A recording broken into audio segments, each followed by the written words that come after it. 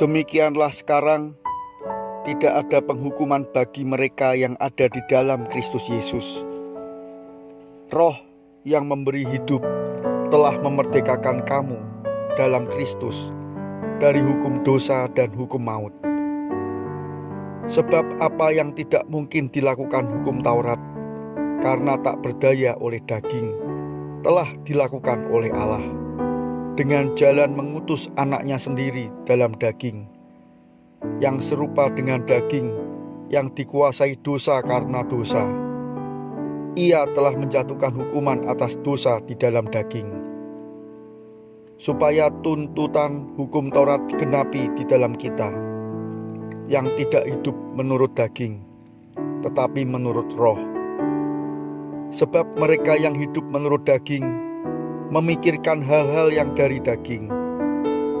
Mereka yang hidup menurut roh memikirkan hal-hal yang dari roh. Karena keinginan daging adalah maut, tetapi keinginan roh adalah hidup dan damai sejahtera. Sebab keinginan daging adalah perseteruan dengan Allah, karena ia tidak takluk kepada hukum Allah. Hal ini memang tidak mungkin baginya. Mereka yang hidup dalam daging tidak mungkin berkenan kepada Allah. Tetapi kamu tidak hidup dalam daging, melainkan dalam roh, jika memang roh Allah diam di dalam kamu.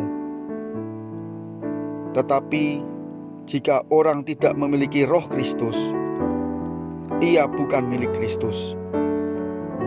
Tetapi jika Kristus ada di dalam kamu, maka tubuh memang mati karena dosa, tetapi roh adalah kehidupan oleh karena kebenaran.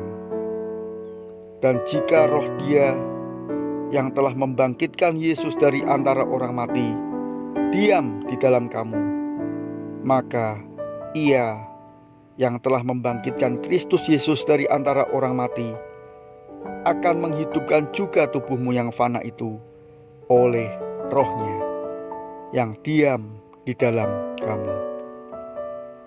Jadi, saudara-saudara, kita adalah orang berhutang, tetapi bukan kepada daging, supaya hidup menurut daging. Sebab jika kamu hidup menurut daging, kamu akan mati.